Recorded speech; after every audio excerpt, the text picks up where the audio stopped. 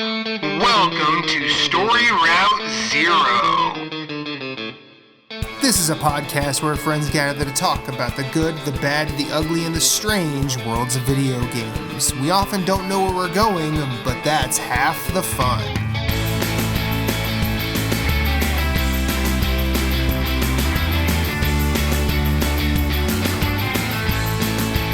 Come on the journey with us. Hit us up on Twitter at StoryRoute0. You can send us an email at StoryRoute0@gmail.com. That includes questions, concerns, comments, complaints, pet pics. Send us some recipes. Send us some stories about your day. We're going to listen.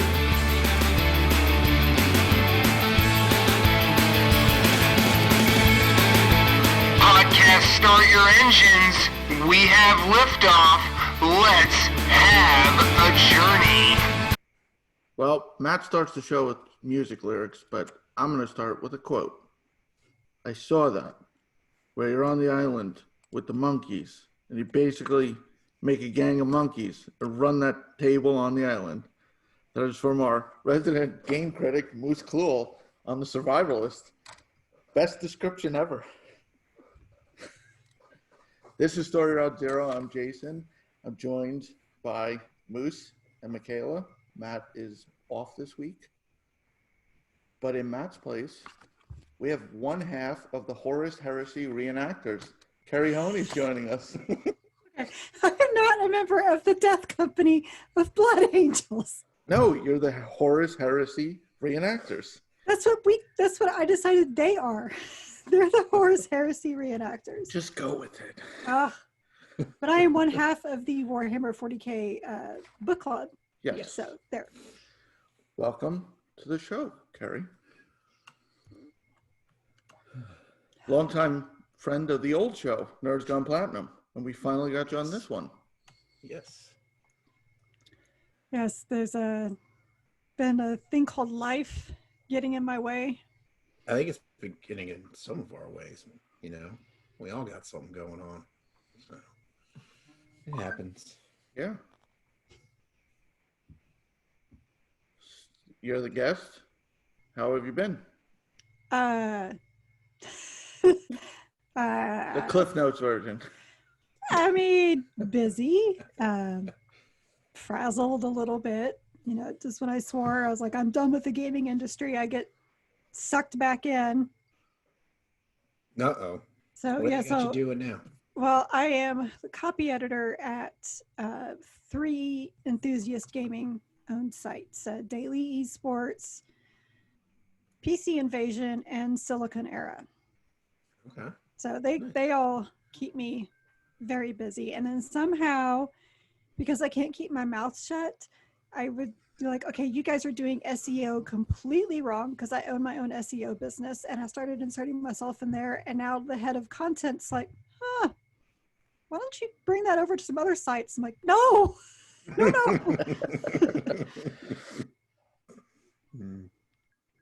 How's the podcast going? Oh, the podcast is great. You know, Jen and I have, we've had all sorts of different projects over the years. And this is the one that we just randomly came to one another. It's like, why don't we, since we talk about these Warhammer 40K books every day as it is, why don't we make a podcast based off of it? And it's just one of those things, like, it was just like, we just love doing it. So why not record it and put it on video? And her husband was like, well, yeah, I got 2 chicks talking Warhammer 40K. Y'all are going to do great. Of course, it's like, it's such a niche thing, and we're fine with that. We're just having so much fun with it. So it's one of those things, like, even if we get like no listeners and we drop off the planet, we don't care. We'd be doing it anyway. Yeah. Mm-hmm. Well, that's good. It's kind of like what we do. We just talk games anyway. Might as well record it. Right? Yeah. It works. Do anything fun over Halloween? No. So my eldest son, a girl in his class tested positive for COVID. So we are all under quarantine. And our neighborhood pretty much was like ixnay on the trick-or-treating A. because they like, I know some people, they had like little like front like porch parties where they just basically had candy that they just kind of had out in bowls out the front so the kids could come and pick it up, not actually go up to the doors or anything. But Yeah. I just didn't want to risk any of it. So we didn't do that. And it's my eldest's, I think this is technically, I think it's last year of Halloween. He's 12. He's going to get too cool to do Halloween next year. So he really didn't care about trick-or-treating. It was the youngest that was the most disappointed. But then he got to wear his Halloween costume to school, and they did their own trunk or treat, so that he was just fine. He was fine. Nice. That's good. Yeah, my wife found like people would mark on a map in this Facebook group if they put out tables so kids could just go up and grab a bag of candy. That's Nice. cool. We saw a few candy shoots, people from their second floor just sending candy down. Watch your face. Wear some safety goggles when you go to those houses. This one house was sending like share size candy, like full on like Skittles, like Skittles coming down high speed on a slide. I'm like, Aria, back up a second. If this thing ricochets, we ain't going to the hospital. And I can see her just cover up, be like, "What do you mean, Daddy?" Bam, right in the face.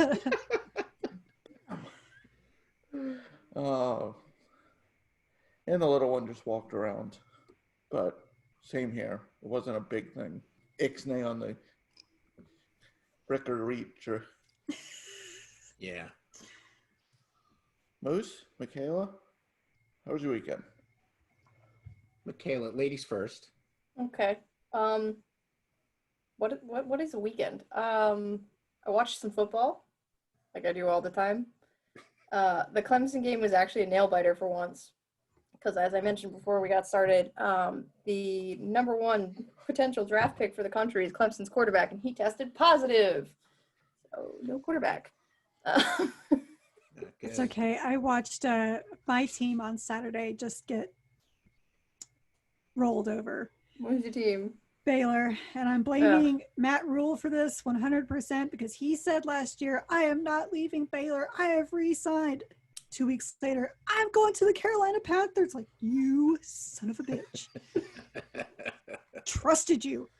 I wonder why And Baylor's sports just fans have trust issues. And Baylor's just been plagued with COVID. Like they've rescheduled 4 of their games already. So they're just not healthy. And I just watched TCU just roll right over them. Like, oh, it's going to be one of those years. But I think we've been saying that about everything with 2020. It's just, Yeah.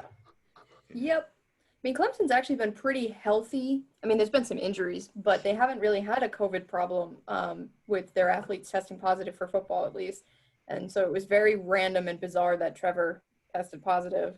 One player, the best player in college football, one player, not the team, just one player tested. Yeah. Not like random sporadic, like, you know, the ball boy, maybe like, you know, like an assistant coach, like a wide receiver or something. No, just the best player on the team in the country. Yeah, or one. I mean, also props to Travis Etienne, became the all-time leader for rushing yards in ACC history this weekend. Wow. Congrats to him. Yeah, so Travis is a very accomplished running back, and he put like 140 in the air as well. So he wasn't just rushing, and he was responsible for several of the touchdowns, per usual. I think he has a record too for scoring in the most. Like scoring a touchdown in the most games for the league as well. Something like that. you see, I'll take this from a Clemson fan, but if you were Bama, I would have already rolled my eyes by now. Oh no, if I was Bama, I'd give you permission to mute my mic. That might happen next week. Yeah, next week's so he's Notre Dame and I'm Clemson, and they gotta play next week, and Clemson don't have their quarterback. I gotta go find my Clemson hat. There's one in the background of my picture. And there's actually another one right there on my bed. Wow. There's 2 in my frame. I didn't even go there. My sister did. So yeah, I watched some football, and then I watched if you can call it football. I watched the Patriots and basically punched myself in the face again for an entire consecutive 3 hours on a Sunday. See, and I got to watch my other green and gold team, the Packers, lose to the Vikings. Yeah. Like, this is just embarrassing. Yeah. At least you're not an Eagles fan. There's like two teams that are doing well in all of Did the NFL Cowboys races. actually win? No, they lost, but still. Oh, okay. I We're was like 3-4-1. And we're in the lead for the division. All three of you, hold your drinks. At least you're not a Giants fan. Yeah. Look, so I listen to a lot of sports radio down here in Dallas, and basically every week it's, how is the NFC East just so bad? Like, yeah. just Last night was terrible. I still find it funny. Like we made the joke about New York losing, and that the quarterback, like I didn't see the replay of the video of the quarterback running and then just running himself to the point where he toppled over and fell to the ground for like no reason. And I was just like, that's pretty hilarious. I'm like, that's their season.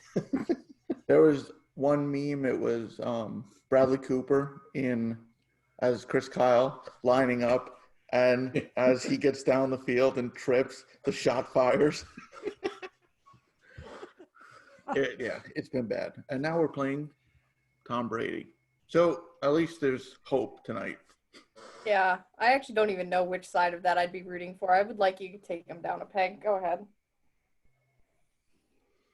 I think the Eagles will still have a nice spot at the top of a shitty division. They were actually 8-1.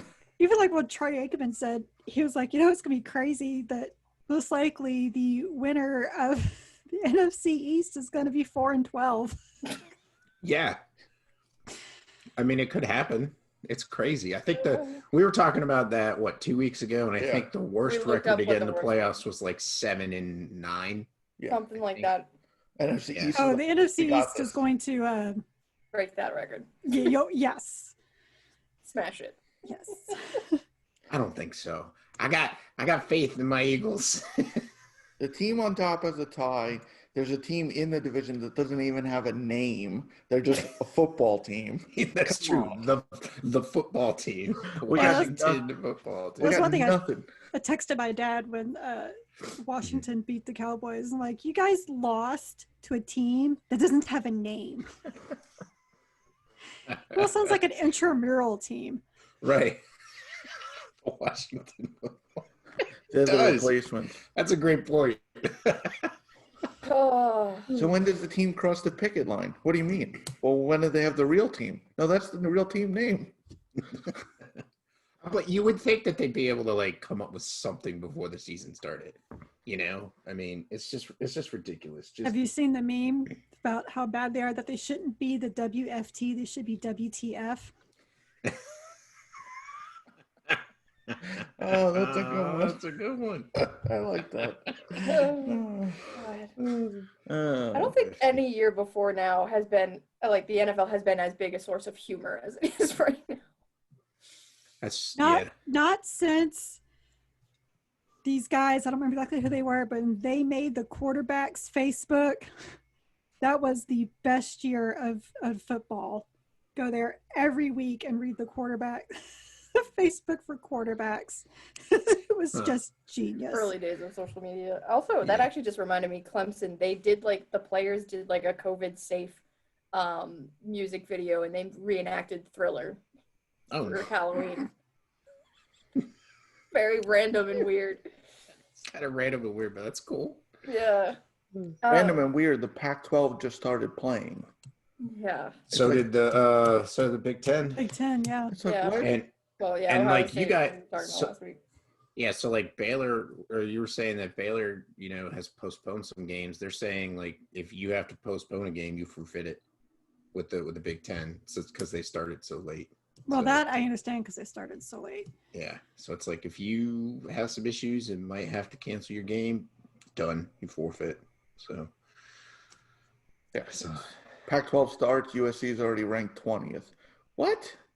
Well, Yeah. they were talking about that, before the Big Ten started, and they had, I think, 3 teams in the top 10, like Ohio State, Michigan, and I can't remember. There was another one. Probably Wisconsin. Maybe it's Wisconsin. No, Ohio State won and I don't remember. and jumped Notre Dame. Notre Dame won the game and lost the spot to a team that just won their first game. I was like, what? Regardless, I think it's ridiculous that the conference that didn't play any games gets to be in the top 10. Yeah, I agree. They have to earn their way to get into it. I agree with that. I mean, does it mean that like crappy teams like Texas will be up in there? Yes, but them's the breaks. Yeah, but they'll fall pretty quickly. Well, they already have, so Yeah, let's be fair. Texas. Michaela, anything else? Or Yeah. So Yeah. that was the longest we talked about football. That was I the enjoyed football that. portion of the show, ladies and gentlemen. Your sports ball. We don't have Matt here to be like, okay, that's enough of that.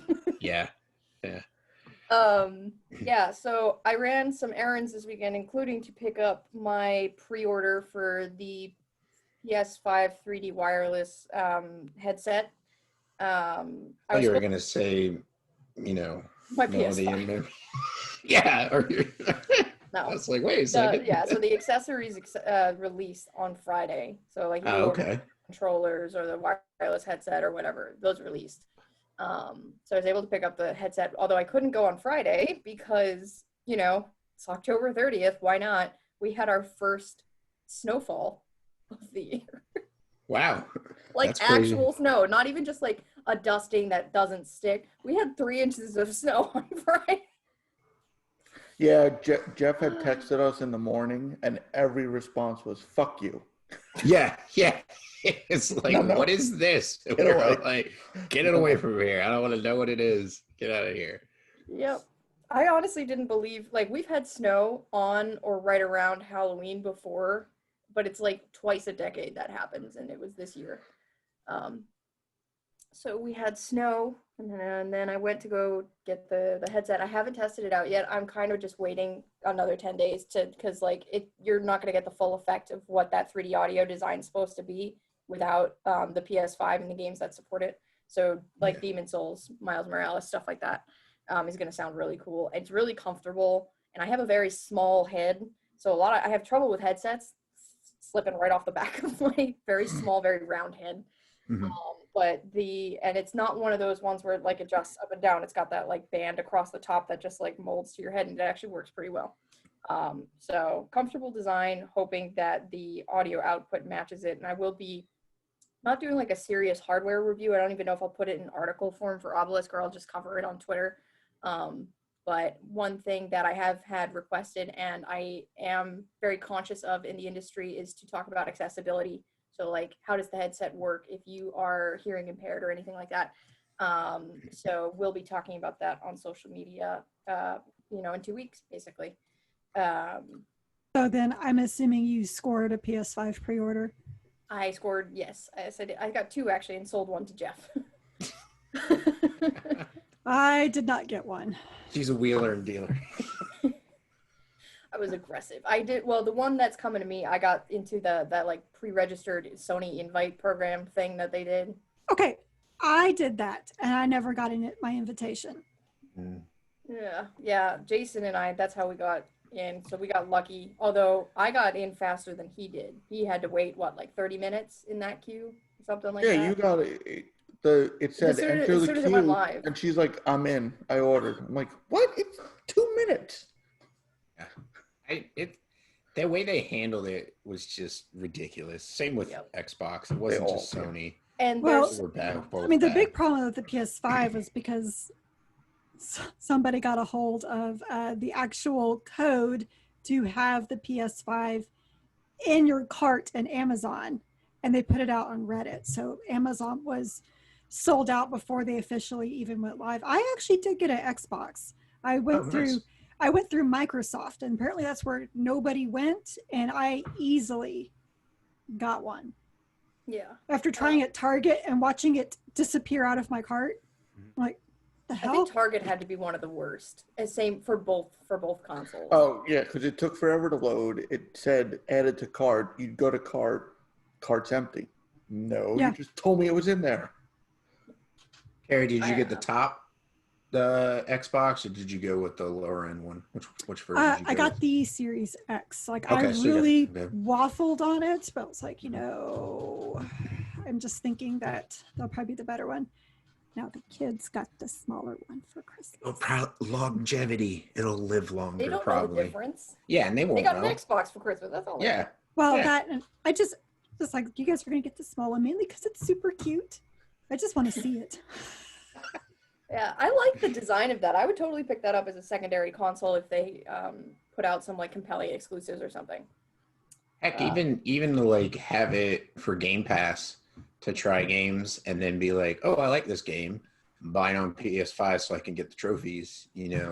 Later on down the line, that might be something I do. Get the low end one just to be able to try games on Game Pass. So. Well, yeah, after I got the Xbox Series X, because I was really confused because, the PS4, probably for all of y'all too, was my console this last generation. Yes, I had an Xbox One, but those became more of my exclusives. But when I got the Xbox Series X, I was like, okay, now I'll look a little more seriously at their Game Pass.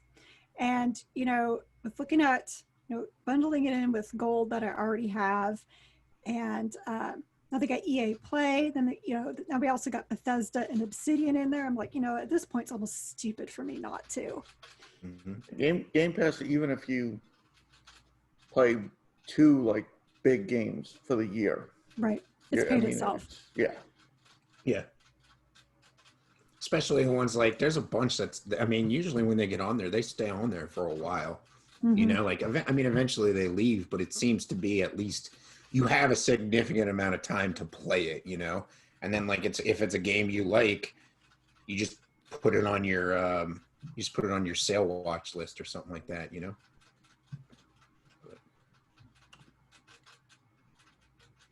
Michaela, that it? I have no idea anymore. Sure. All right, Moose, go before we. How was your weekend, Moose? My weekend was good. I pretty much went to the mountains to see the father-in-law's birthday was the day before Halloween, so hung out with him and the wife and ran the dogs like crazy, playing fetch and running around with them. And then yesterday I was supposed to clean up the leaves in our yard, and it decided torrential downpour over the night. So I was like, well, that's out the window. So it was not really that eventful of a weekend, but it was still a good one. It was nice. Starting to cool off. It's getting cooler down here in North Carolina, but I think today it was like 60, like low 60s, and it hasn't been that temperature in a while during the day. Like when I go home to work, like usually it's like 65, 70, and now it's like in the early 60s, and it's like we're definitely in winter. And Okay, I'm gonna go back to it snowed on Friday. I know, but Okay, I'm but down like you're in used to it. Texas, okay, and it was 35 all last week. Oh wow! See, that's crazy. 35 and raining, so it's like it never got cold enough to even snow. It was just miserable. That is miserable weather. Ugh. Yeah. And it's 60. I'm gonna give you shit because my sister's in the same area and she's like, it's cold, and I'm like, shut up. Well, I actually just say the temperatures on the show just so I can rub it in Marco's face, because he's always like, I would kill for like 60, because he's in Florida, and he's like, it was 85, 90 the other day, and he's like, it's November, because he's from the Chicago area, and so he hates the heat in Florida, so I always just rub it in his face. How cool it's starting to get here. But yeah, other than that, it was all right. It was a good weekend. Yeah.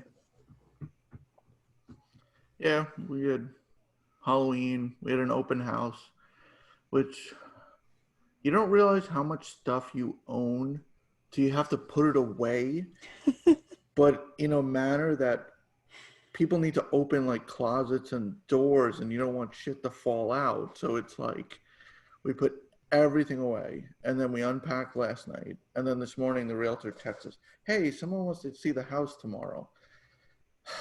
Fuck. Yeah. Yeah. Better sell soon. It's like, no. If they look, they buy. That's it. No more. That's pretty much how it works when your house is on the market. It's a disaster. I've gotten a phone call in the middle of folding laundry. They said they want to be there in 20 minutes. I'm like, yeah. Talk about taking my laundry and shoving it into drawers. Do they want to see the house as it's occupied? Like lived in? Do they want to see how it's going to look when they live there? Because we could do lived in. That's easy. Yeah. Give my kids 2 minutes flat. Yeah. We'll be lived in. But yeah, so we took the girls to the zoo to kill time. It was good till it poured. Then it's like, okay, we're going. But that was the weekend. On to games, or no? Nah. Yes. Yeah. We'll talk about games. Yeah. Keri, what games have you been playing? Not what I would like to play. I mean, if I had my choice, I would still be playing a lot of Division 2, and I didn't touch the 3rd season, man. And Animal Crossing. I'm hopelessly addicted to Animal Crossing. This is the first Animal Crossing game I've played more than 6 hours of. I've probably put in over 100, and I'm still logging in every day and finding crap to do. But the most game I recently played was I reviewed. Hold on. So embarrassed to even say it. Pixel Puzzle Makeout League for Silicon Era. I saw you playing that, and I'm like, she is short. Every time I've been playing like Hades, I see you log on and start playing. I'm like, what is she? I'm like, what's she playing? Puzzle. So, have any of y'all played Murder by Numbers? Seen it. Okay, I highly recommend that game because Okay. it's funny because I love murder mysteries, but basically it tries to do what Murder by Numbers did, but suck at it. Basically the whole premise behind it is these pixel puzzles. Like if you've ever played P-Cross, you know these types of puzzles that you do, but instead it tries to shoehorn them into a superhero dating sim. And the superheroes they have the most useless superpowers ever, because you have Pixel Girl, who can solve these puzzles super fast. You have Sudoku. I'll just let that one go to your imagination. And chess and crossword. And then you have a literal jigsaw puzzle piece named Piscia, who's an alien from another planet.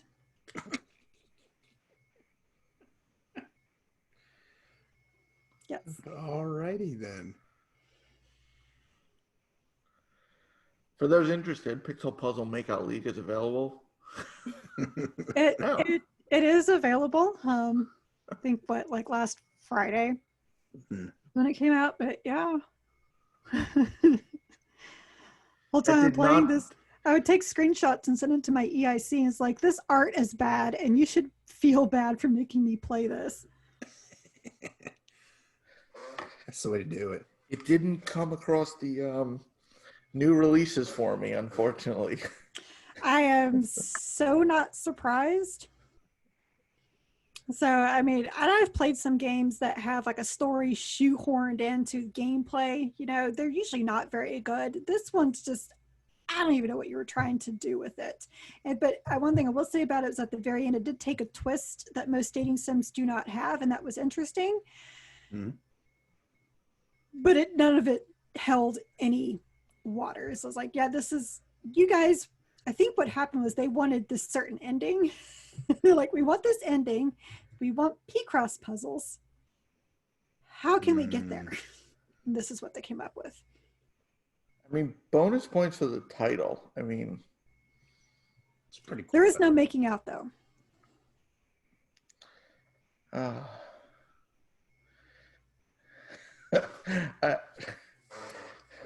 No words. My words have failed me. Oh, yeah. When it was assigned to me and I saw the title, I said, no, wait, what now? And she's like, yes, I need you to do this one for me. Because Take nobody one for else the wanted team. it. Yeah. I'm like, yes, I can see why nobody else wanted this. It's like they took inspiration from Birds of Prey and the fabulous emancipation of Harley Quinn. It's like, let's come up with a ridiculous title for a video game and include words that don't even apply to the game. Yeah. I mean, it's super fascinating watching Sudoku use her powers to save the world. Sudoku puzzles are tough. Spoiler, it was not interesting. Steer clear of it, ladies and gentlemen. I have this like morbid curiosity that I have to at least look up gameplay video. I kind of want to watch a video. Yeah, It's called, really, all you need is screen. Okay, so the like gameplay video is going to be boring because all that it is you solving puzzles, and then Okay. and then it's going to be visual novel-esque dialogue going back and forth. So just go look at screenshots, enjoy the terrible art, be horrified by some of it, decide for yourself if what she actually does is jigsaw puzzle sex with Piscia. I say it is. My EIC's like, yeah, it is. And then my other friend's like, no, why are you saying that? It's like, because I have to find enjoyment in this game somewhere. I'm going to do it fine. And if I have to play this route where I'm romancing a friggin' jigsaw puzzle piece, I'm going to have fun with it.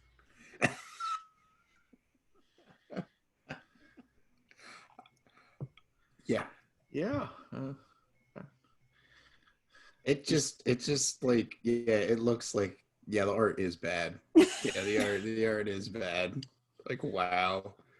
As everyone breaks out their Switch and looks up the game. Well, I looked it up on my phone because it's probably faster than the Switch. I know what the thumbnail is for the episode. Oh, I can send you some pics.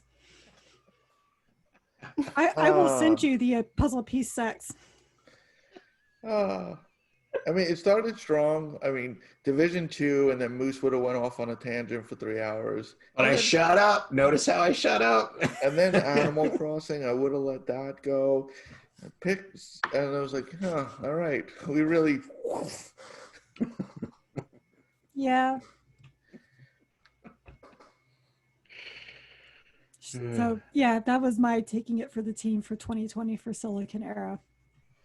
Now, I know you were a big Assassin's Creed Odyssey fan and Origins. Are you excited for Valhalla? I am. Will that be a early pickup for the Series X? No, I already pre-ordered it for PS4. So, Smart.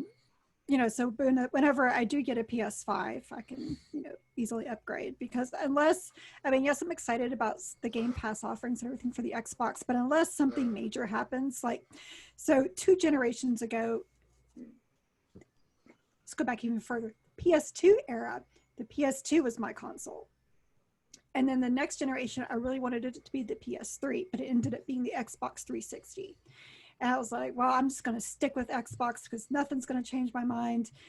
And I got an Xbox One and a PS4, and then PS4 became my console. So I'm really curious to see what's going to happen this time because I kind of noticed that it's a case of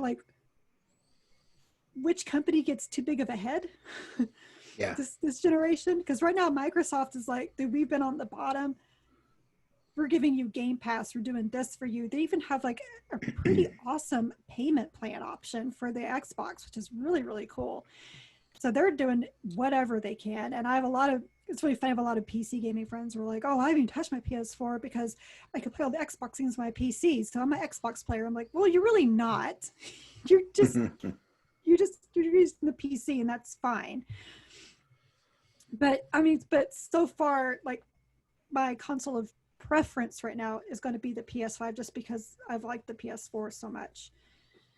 But yeah, so that's what I already pre-ordered it on. I actually debated. I actually sat there with the pre-order page forever, which one should I do? Because I'd already gotten the Xbox X. Nope, I'm going to listen to my heart. I'm going to pick the PS4. But I expect I don't know what to expect. I would love for it to be as engaging as Odyssey was for me. The only problem is, like with Odyssey, I'm a huge Greek mythology nut. So any place you went, I was texting friends going, "Oh my God, I'm in Thebes." And they're like, "Yeah, who cares?" I'm like, "I do." Like, I'm in Odysseus' old castle in Ithaca. How cool is this? And our friends was like, "Yeah, that's nice. That's really nice." Of course, I did the same thing whenever I reviewed Rise. Does anyone remember Rise from early Xbox One? I do remember. Because I mean, I took Latin for years. I'm a huge Roman history buff, so I was just going nuts about all the stuff in there. So, I mean, I think the Norse era is interesting. I'm not as up on my Norse mythology and history as I am with Greek or Roman, but I like learning, and this could be fun. And I like killing people for no reason. That's kind of what Assassin's Creed has turned into, which is fun. So I'm looking forward to. I mean, Ubisoft has a formula with their games, and you either like that formula or you don't, and I like it. Plus, you'll need a third platinum, right? You have Origin, Odyssey. You I have don't to have go the Platinum in Origins. I actually never finished Origins because Origins came, so I didn't review Origin, and then when I got the game, I have a huge stack of unwrapped games because of my game reviewing career. Because I get these games that'd be like, "Yay!" and then something else would happen. Like, okay, never mind. So like, still haven't finished. Still haven't played The Witcher 3, Nier Automata, Dishonored 2. Those are just the ones I'm thinking of on the top of my head. Oh, Ghosts of Tsushima. Bought that. Haven't even started it because I've been so busy. I can picture you're about to open the plastic on Ghost. Hey, can you review picture puzzle make out league? Sure. Yeah, the things I do in the name of video game reviews. Well, Ghost will definitely be something to check out when you get a PS5. I mean, it was fantastic. Ghost, actually, the fast travel system worked so fast that they had to slow it down on the PS4. So on the PS5, it's like, whoa, guys, we got to slow this up even more now. People are like, I can't read the tips. Yeah. How do we have toolkits? That was a literal complaint. Yeah. I'm not sure that's such a bad thing, though. I mean, it's No. I mean, you know, you compare the elevator ride and the first Mass Effect game. Oh my God. Or Horizon Zero Dawn, the first time you load in. Okay, load the game. Let's go do laundry, make dinner. Worst load screens still go to FF15, if you ask me. You can literally go order and receive a pizza in the time that you could fast travel somewhere you probably could have just walked if you weren't late. So one thing I learned about Horizon Zero Dawn was that when you started the game, you don't play anything else. You just keep that in rest mode because you don't want to start it up again. Yep. And you don't die. Because then you're like, well, I might as well have just started a brand new game. I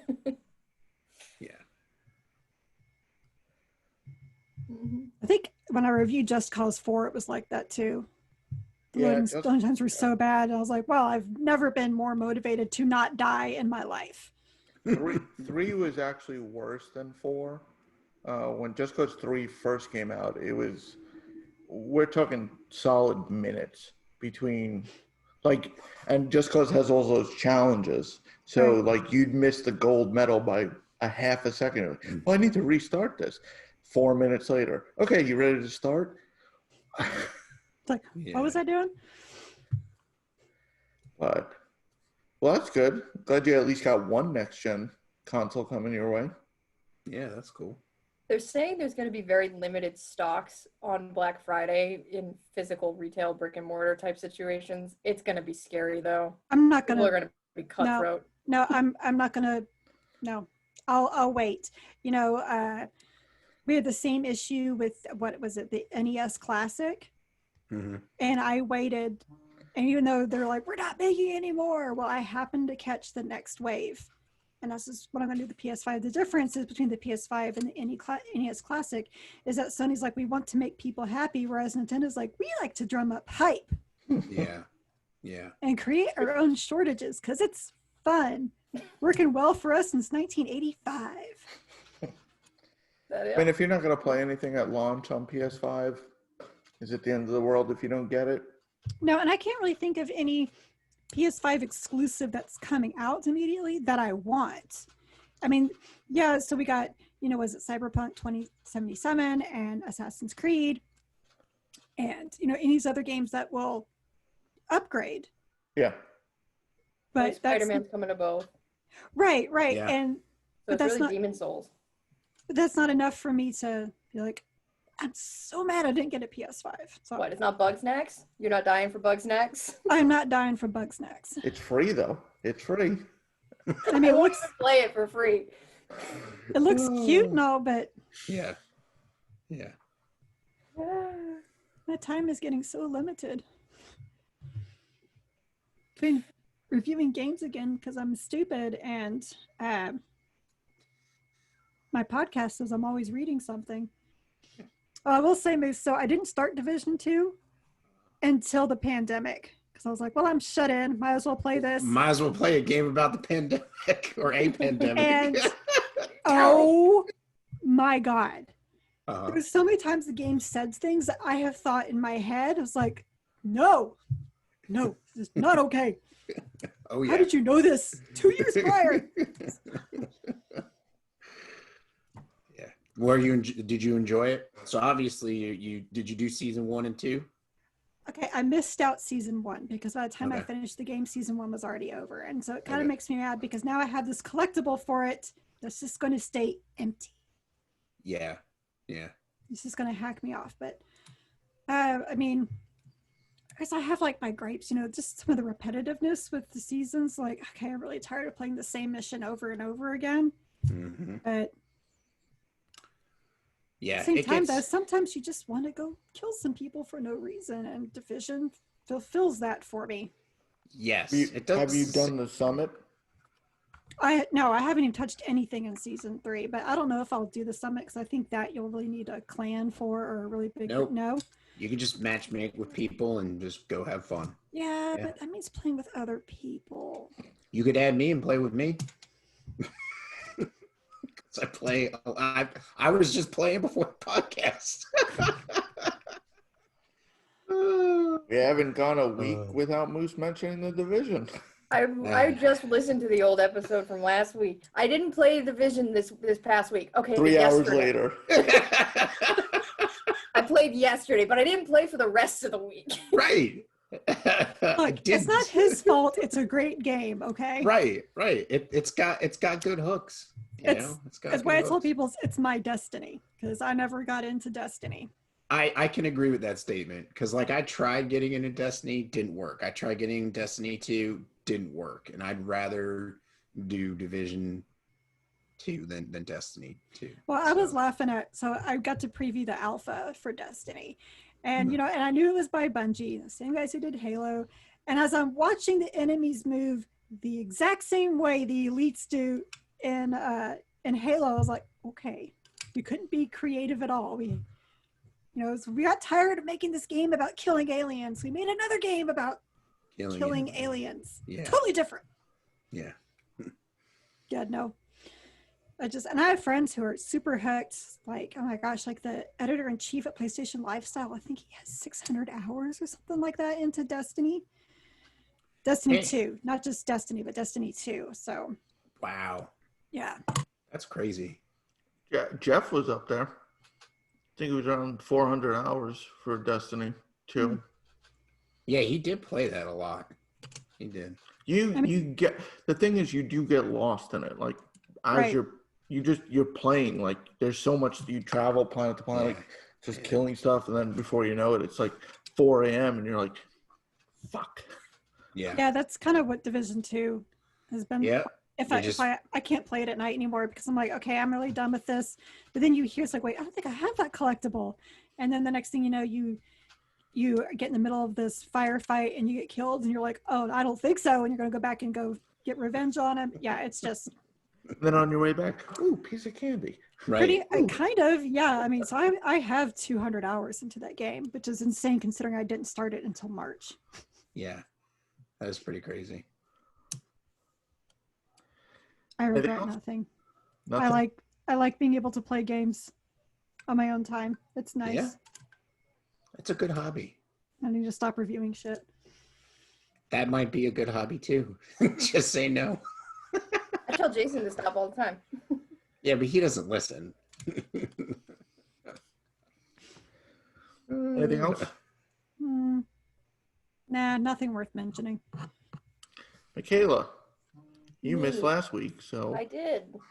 I haven't been gaming a ton, but I did play. I mentioned this last time I was on, so week before last. I did start Ori, and I played a little bit of that, the second Ori, I should say, on the Switch, and enjoying that.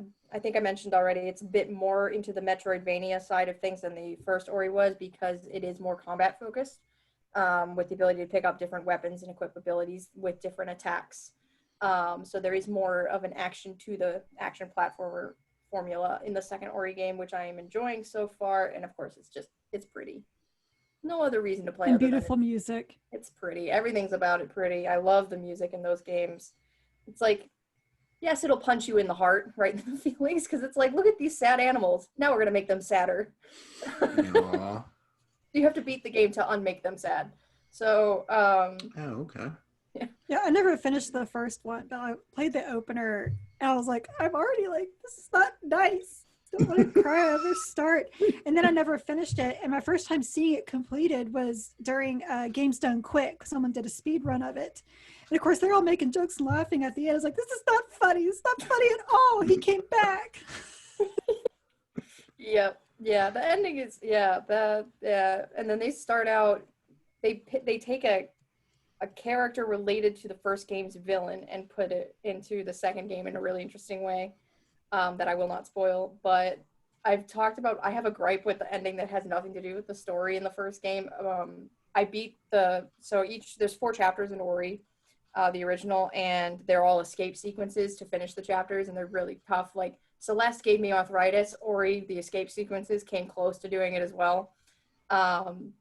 And right when I beat the 4th and final escape sequence, the game crashed and I had to redo it. Like literally the end cutscene starts playing, crashed. Oh. I hate those. That seems to be some stability issues with the Switch. I think with Ori games. was the second one, at least, was also buggy when it just launched for Xbox and PC too. Like people were having serious Okay. frame rate issues and stuff when it first launched, if I remember correctly. But so far, nothing's happened with the second one, at least for me on Switch in the few hours that I've played it. And then the other game, so on my PlayStation, I've been playing. I started The Outer Worlds since the last time I was on here. Yeah, that's Been in the another backlog. one that's bought, not played. Yeah. See, yeah, I literally I got it for Christmas last year and it's been sitting all year. And my goal, so every year I try to push myself to get into a genre that I don't typically play. And this year it's FPS. So Really? Okay. yeah, I don't play FPS. So like I played Titanfall with a friend, Titanfall 2 with a friend, and then I picked up Borderlands, which I know these guys they are patiently waiting for me to play, but I did play Remnant first. It was a question of which one of those was going to happen first. We all voted Remnant first. Yes, I know you did. I literally had to buy Remnant, and I already had Borderlands 3. But that was a good decision. I enjoyed that. But yeah, Outer Worlds is fun. It's definitely, I've never played like a Fallout game. I've watched other people stream it and stuff. Obviously, I know what Fallout is, but I've never played a Fallout game or anything like that, or from a studio. Like I don't own any Bethesda games or anything like that. So this is a new experience for me. And I am enjoying it. The gameplay feels good. Like, I don't know what a good shooter feels like, obviously, but gameplay feels good to me. I like the different guns that I've found, and melee is perfectly viable, which I appreciate because sometimes I can't aim and I just want to walk up to something and hack it in the face, and it's perfectly viable. And the world, the artwork, the color is just really beautiful. I like a lot the way that the world and the setting looks. The characters, a little less so. I think that's one of my bigger problems with the game. Maybe it's because it's a first-person like RPG that's got a heavy emphasis on dialogue trees. And I like that in the way that you choose to progress a conversation may or may not unlock different side quests for you. I like that kind of organic gameplay. But because so much of it is focused on talking to these characters with like a big first-person lens on them, how robotic and stiff the character animations really comes through. It's really noticeable because every 2 seconds the character will move, and it's like one of those movements that serves no other purpose other than to be like, oh, people don't stay completely still. This one should move every couple seconds so that it looks like a facsimile of humanity. But it comes off very Obsidian. I love their games, but yeah, I mean, I really like how pretty it is. I like the world. I like the gameplay. I like the dialogue itself. Although the voice acting can be a little hokey as well. So like the character animations are pretty jank, and the voice acting can be very hokey with one exception. The first character that you can recruit to be like your partner and will follow you around on whatever missions, her name's Parvati. She is voiced by Ashley Birch. So top notch cool. right there. She can just stay with me for the whole game and make the voice acting tolerable. Trying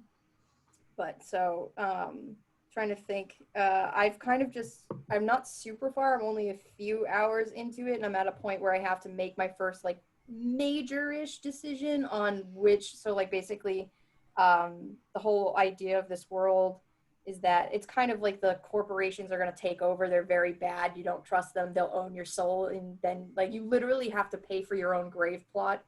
And if you die and your grave is unpaid for, like the other workers have to pay for it for you, or else the whole town is going to be punished by the big corp. It's a little too nail over the head. It's like, there's no subtlety. There's no chance that like, maybe the corporation is evil.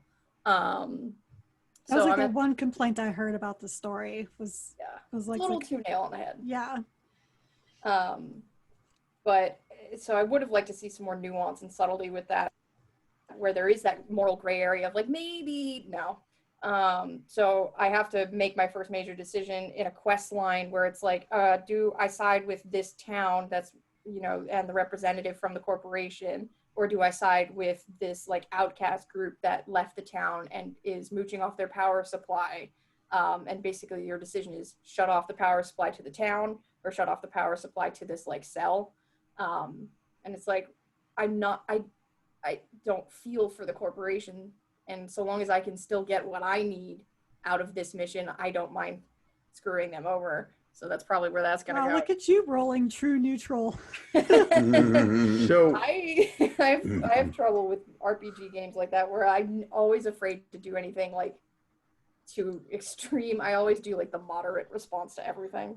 is your character middle ground or super intelligent or super stupid, which is an option in I didn't do that. I didn't. There's actually there's a playthrough for the super stupid way of life.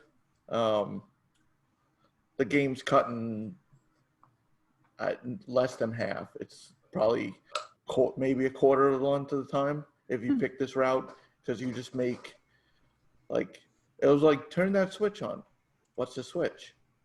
That thing over there. Over where? It's like, wow, they really fed into that. but it was when I didn't finish that playthrough when I did it, but it was kind of cool that you totally different dialogue opened up from this Neanderthal that you're playing as now. Like this whole set of options, and it's like, oh, or like you could just do things and nobody like thinks the wiser. You're like, oh, okay, and just knock someone out. Well, I thought you said hit him. No, hit him up for money, not hit him. That's kind of fun. Why is Bob laying on the floor face down?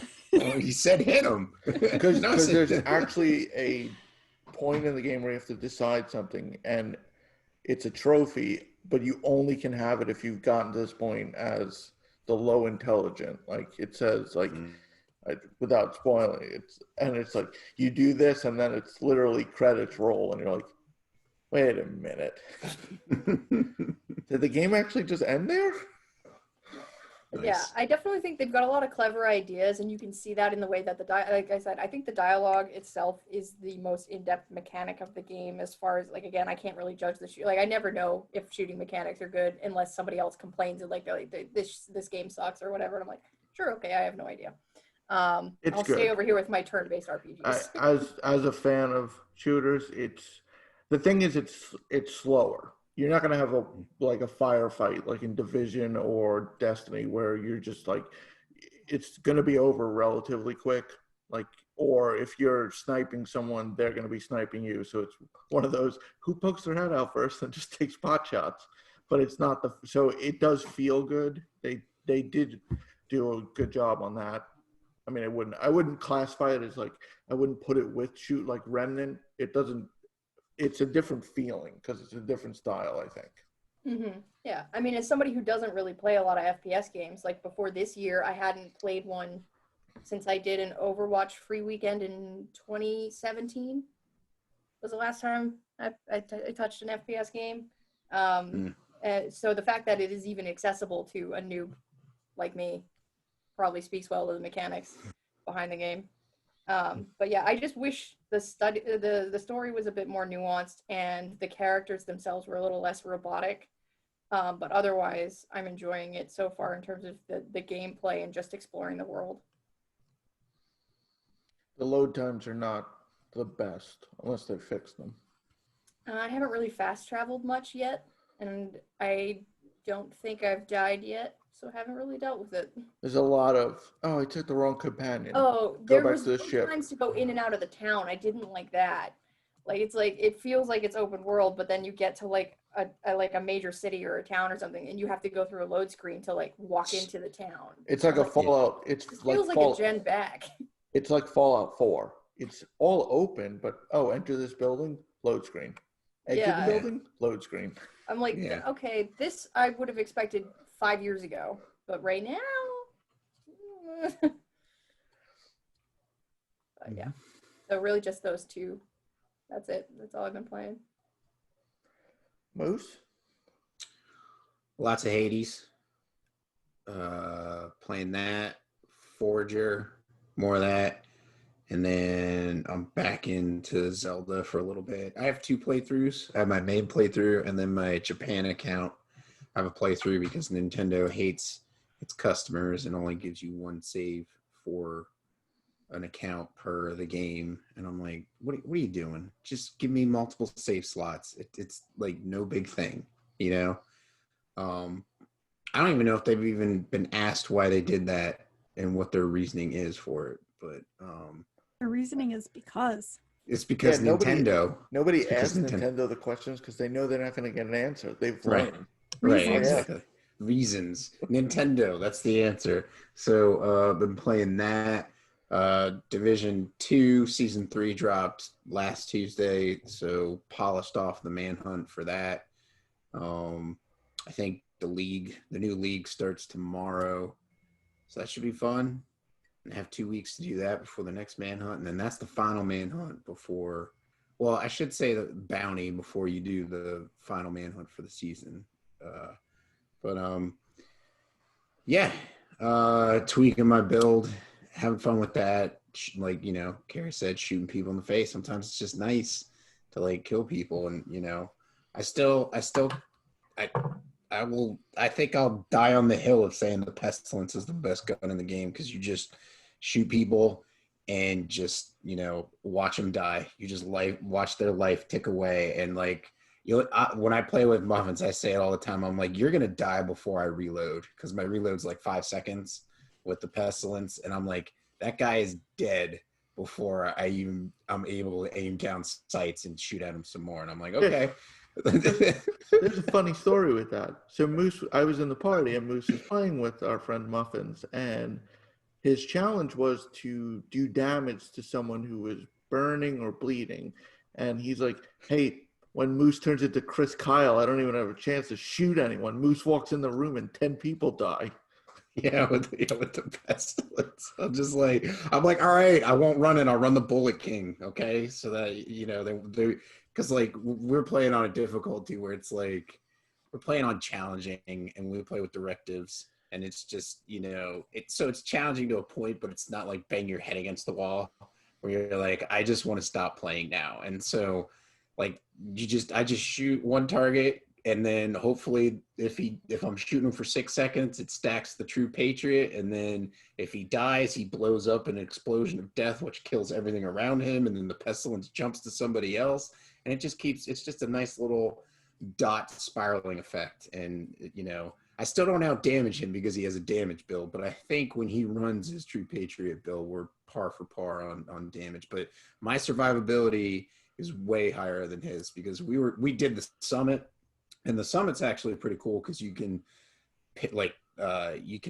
pick your target loot for when you're playing it. So if you're trying to like min max like a certain gear build, like the True Patriot, like I am, so I decided to try and find new pieces to change the main attribute from being armor, which is like 170,000 armor you could have per piece. I was trying to get rid of 2 of them to have a skill level so that my Banshee shot was better and my my Revive Hive was better. So now my Revive Hive can revive me and Muffins if we both go down near each other. But he was trying a new build and was not doing well. I actually had to throw my Revive Hive to him multiple times. And I'm like, what are you doing out here, man?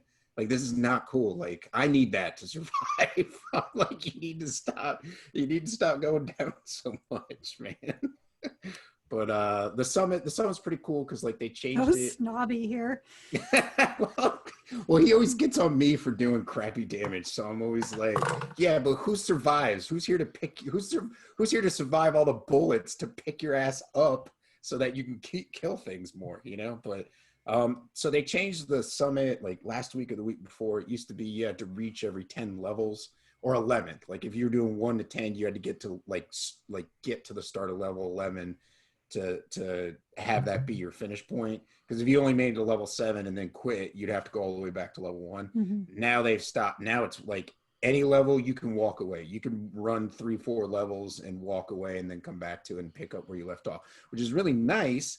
And so we've been doing that. So I think Sunday we ran 10 levels. So we did on when we first did it, I think like Friday night, we did 1 to 20 on my character, and then he got to 1 to 20 on his, and so we did 20 to 30, and then just took a break. And I mean, and this it's really weird. This week's season, the bounty is not tough. Like you don't have to do a lot. Like we finished it in one night, one playthrough, doing all the bounties and the missions and killing the dude. So, but other than that, it's crazy. Like Hades, I've already rolled credits, but there's just so much more story in that game. Like so much more. Like you're just playing it and you're getting more and more, which is great. I mean, I love that game. That game is GOAT. It's my game of the year. You don't have to wait to watch the show to know that. But it is a really good game. The gameplay is really good, and so now I'm trying to go back through and change the heat levels with different weapons and try and beat it to earn like all the extra. I think what I really need to do is watch a video on how to really properly level your weapons the most efficient way to not just like waste Titan blood. So, and then I think that's going to be my next step. And I thought I would not like the bow which was really funny because that was the first weapon I made an escape with, and technically, like we counted it as beating the game to do our show for the game club game, and but then like I never went back to it, and now I went back to it again, and I'm like, it's so long to shoot the bow. It's so like I'm so used to like having the the gun. There's a gun weapon. Even the spear weapon has a fast attack pace, but then it's like it hits like a truck, so it's got you get your pluses and minuses. So it's kind of like the sniper rifle of the weapons. But yeah, once you get used to it's a lot of fun, and reacclimate yourself with the weapons. It's just so much fun. And like a run is like maybe 30 minutes. So, and I think to be honest, I think with the bow, I got my fastest time, which was like 24 minutes. I was like, all right, I'm like, whatever, just keep surprising me, Hades. Let's go. Like I'm like, this is gonna be a crap run. Make it to the end. You know what I mean? Like, oh, this is gonna take forever. Nope, get there the fastest. So it's like, whatever, let's go. Let's have a good time, which I continue to have. And then yeah, I think that's it. Oh, I tried a little bit of the Age of Calamity demo. I don't know. I really, God damn it, Nintendo. Why do you got to build the prequel to Breath of the Wild into a damn Dynasty Warriors game? I just. Oh, because Muso's fun. I don't. Oh my God. Hyrule Warriors. I loved that. Okay. So it's probably been, I think, if not the original Dynasty Warriors, probably Dynasty Warriors 2 since I played a Dynasty Warriors game.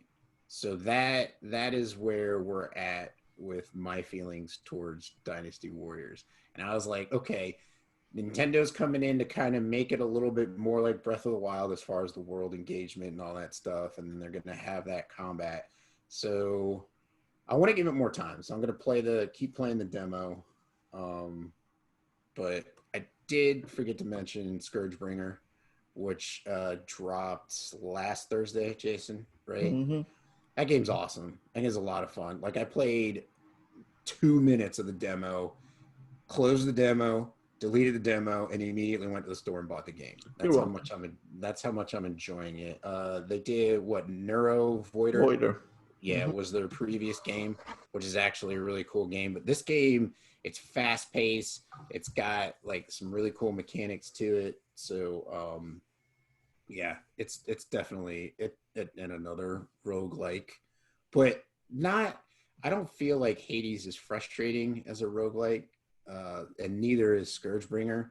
Like, because I feel like a lot of roguelike games or light games, like you bang your head against the wall and you're not feeling progression. But like, it's kind of like I feel like with Scourgebringer, like Super Meat Boy, if I die, it's probably because I hit a wrong button, I moved wrong, or I dashed too early, or did I know it's like my fault. It's not the game is just built to be tough and to kill you. I mean, it's supposed to, but it's fair. It's tough but fair. So I feel like Hades and Scourgebringer are both. They do an exceptional job in that department of being tough but fair. So yeah, I highly recommend checking out the demo. It's got a free demo. It's a lot of fun. The pixel art is really cool. I think it's got a cool story. So check it out. I highly recommend it. That's on the Switch, by the way. If you didn't figure out, I've been playing a lot of Switch lately, which is nice. It's so convenient. It is. I play it at lunch at work. Like I'm like, I could get a run in an hour. Let's go. Maybe I can get 2. But anyways, yeah, definitely a lot of fun. Jason, what have you been playing? So I checked Moose's device last week because he took mine and bought Scourgebringer. I bought Super Epic. You play as a raccoon that rides a llama, and you have a sword. I'm sold. I mean, I don't know what else you need. Right? And like, I'm not saying like you just ride the llama and then you're off. Like you're on the llama the entire time. Like the llama's it's kind of like if you were playing a mech game, but the llama's the mech. And that's it. Yeah. You have a forward attack, you have an uppercut, and you have a downward smash. It's a platformer. It feels somewhat like Mega Man, where you find stuff as you go through.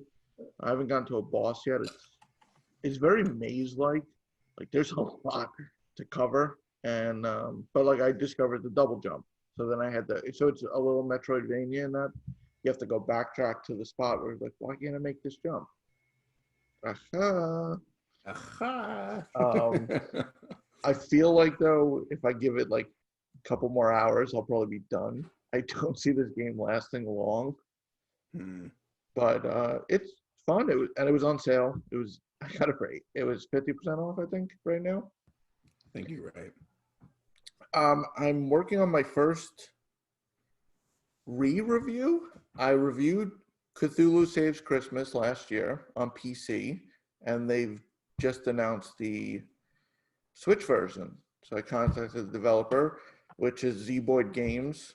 the makers of Cosmic Star Heroine, and they threw me a code. So it's on the Switch, and it's just so easy. You just grab the Switch and play a little, put it in rest mode, and that's it. You take a break. It's so great. Mm-hmm.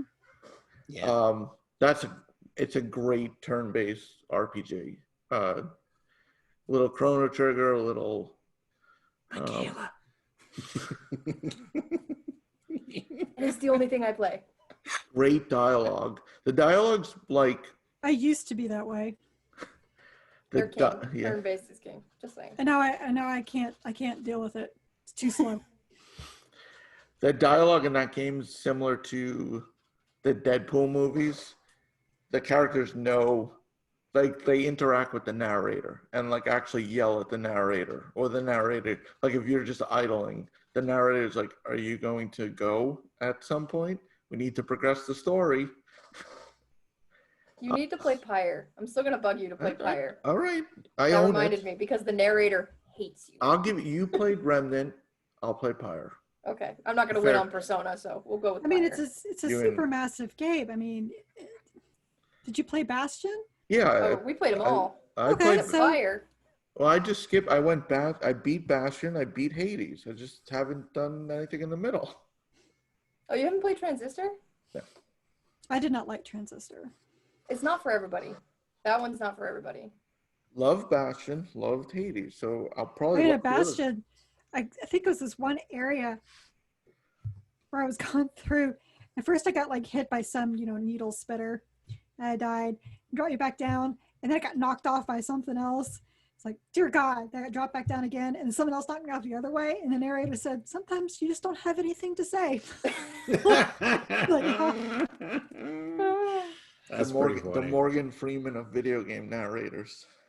Yeah. I think Pyre's got the best one out of Supergiant's narrators just because I love how much he's just like dripping with disdain. He's like, and the Nightwings win again. He freaking hates you. It's great. I love it. And the other game I played was Watch Dogs Legion, Yeah. which is a lot of fun. It's got the Ubisoft formula. I haven't had the bugs. I hear people. PC, apparently it's a mess. It is like Well, okay. master So race my ass. I now work at a PC site now, and they were raging about all the technical issues with Watch Dogs Legion. I'm just like, are you guys new here with Ubisoft and PC games? Like, I don't know why you guys are getting so mad. They don't make games for you. So just like sit back, play something else, and wait till the first 10 patches. Yeah. Yeah, I haven't had. I have crashed once, but it's no different than any other PlayStation game. My only gripe is the voice acting feels like Horizon did. The person's definitely talking, but those words don't match their lips moving, and then you're hearing those English and Cockney accents. You're like, hold on, we need subtitles. I'm not following you. I don't speak English, so I'm gonna get the subtitles out. I will admit, if it was like memories of GTA London, I'm constantly getting in the car the wrong side. Uh-oh. I'm getting in on the left side, and I have to constantly slide over, and I'm just driving on the right side of the road. The cars are coming at me, which makes it difficult. If you've played a Watch Dogs game, you can take control of other vehicles in traffic, and I'll go right, and the cars are coming at me though. It's like, no, right was the wrong. We got this. Just plow through them. Now, I think they did a great job with the whole play as anyone. It's a little more complex. I mean, when I first heard it, I was like, how are they going to pull this off?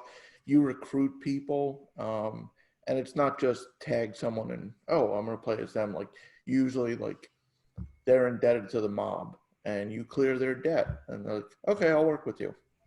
But everyone has like different talents. Like, some might have clothing discounts for disguises, or they can hack larger radius, or you get a doctor and they can get into a hospital without being seen. by security. It's a lot of fun. Like I said, follows the Ubisoft formula. On your way to a mission, all of a sudden you're on the other side of the map, and like, what was I doing? How did I get here? Because the problem with Ubisoft is that they give you this map that's all grayed out, and then as you move to it, things start popping up, and you're like, "Ooh, collectible side quests! I can't not look at them and not do them." Yeah. But it's a lot of fun. Jeff has been texting me because he took time off, and he's like 10 hours ahead of me. He goes, "Did you do this yet? Did you do this yet?" I'm like, "Stop. Just stop. Just stop." He's like, "I'm 17 hours in." I'm like, "I'm 6. Stop." No, but he's How having nice for you. he's having just as much as a blast as I am. I think I'm further in the story than he is. He's closer to the platinum than I am. It's probably the easiest Watch Dogs Platinum. Nice. So if I don't beat it by PS5, it'll be the first title I guess I play on next gen. But I think I'm about halfway through the story. I should finish it. But it's a lot of fun. Despite all the PC rumblings. So if you want to play on console, Ubisoft's not a PC game. They don't make PC games. They make poor ports. As like with, Assassin's Creed Unity, I had 0 problems with Assassin's Creed Unity on a PS4. And so when I put in my review and I gave a really high score, I was just trashed over it. Haven't you seen all this?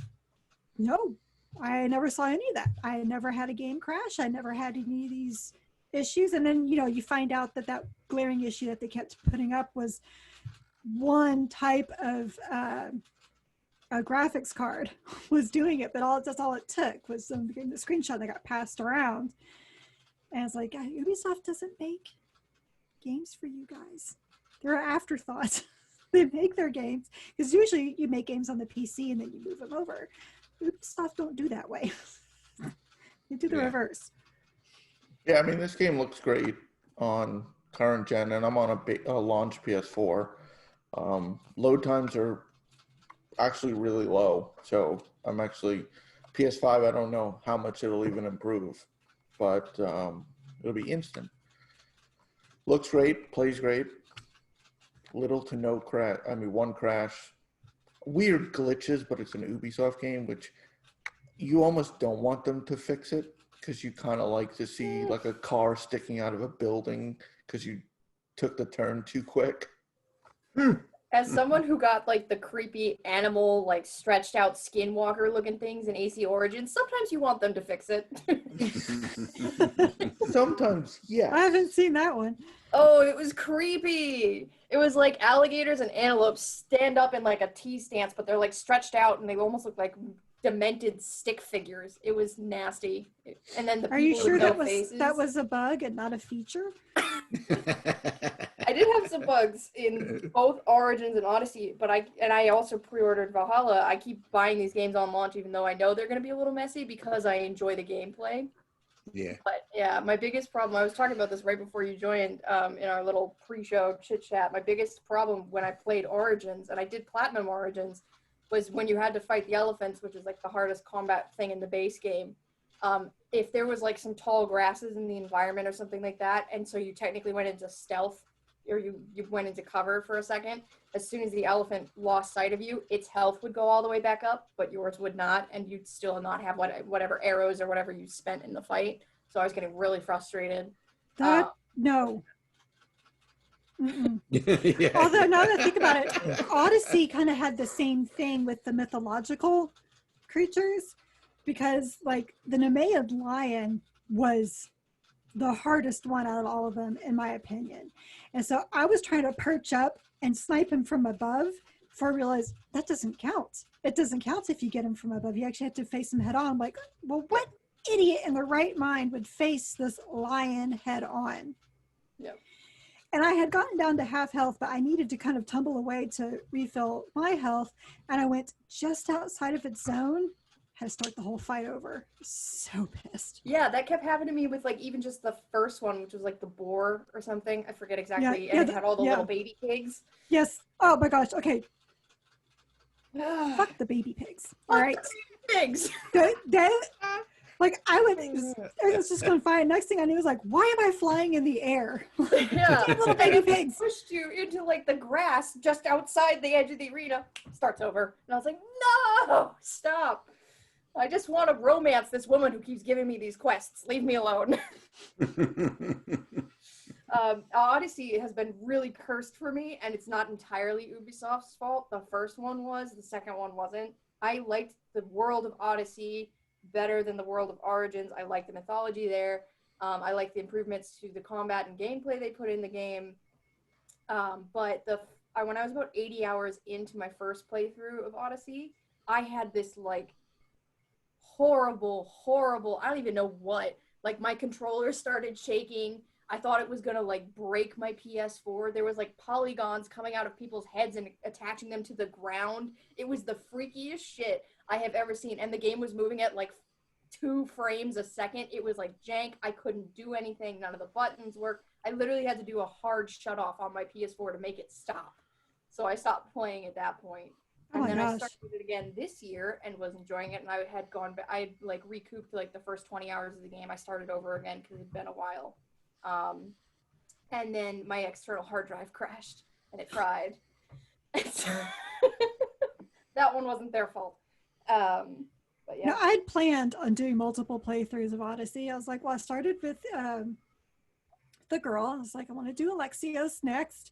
After playing for 150 hours before I got my platinum, I was like, you know what? I'm good. I'm good. And she's canon too, right? Alexios isn't canon as the protagonist, I don't think. I think that was like the quip.